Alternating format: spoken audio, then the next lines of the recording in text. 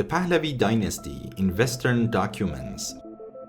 Documented narrative based on what Western scholars, diplomats, and officials wrote about Iran during the reign of Reza Shah, a period often portrayed in popular discourse as an era of modernization and strength, yet one that appears very differently in Western records as a time marked by poverty, famine, and the concentration of wealth at the very top of power. In examining Iran's social conditions under Reza Shah, Arthur Chester Millspaugh, senior advisor to the United States government and head of the reorganization of Iran's Ministry of Finance, offers a striking portrayal of everyday life in his book Americans in Persia.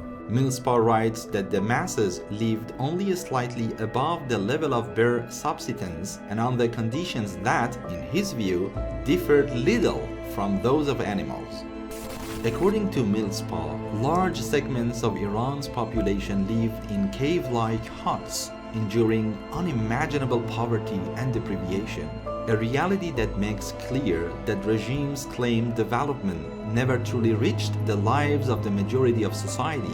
William O. Douglas, Associate Justice of the United States Supreme Court, in his book Strange Lands and Friendly People, recounts his first-hand observations of Iran's living conditions.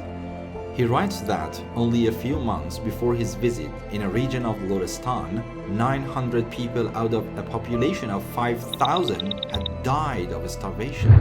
Douglas notes that although the central government eventually distributed wheat, the assistance came too late and in quantities far too small. So severe was the condition of the population that even after wheat arrived, some people still died of hunger due to extreme physical weakness. He adds that in the spring of that same year, many lords living in villages he visited were so debilitated that they could not remain standing for more than a few minutes at a time.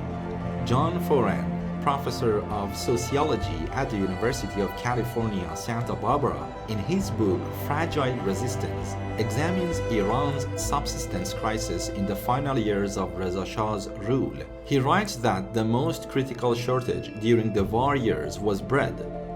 In Tehran, during just the first half of 1942, the price of bread rose from a few cents to nearly $1.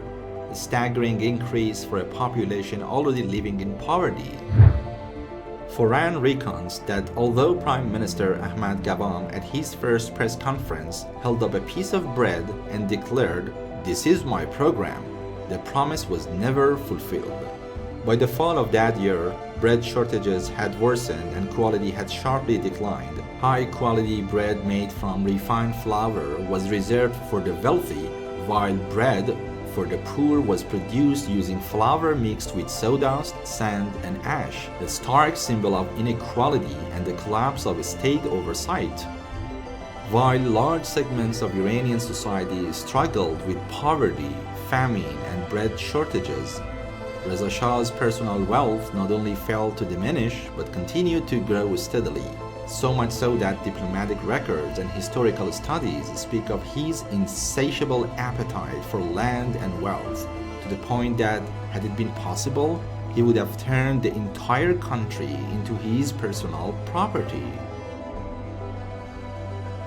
Ervand Abrahamian, the prominent historian, writes in his book Iran Between Two Revolutions that Reza Shah, the son of a small landowner and a low-ranking military officer, became the wealthiest individual in Iran during his reign.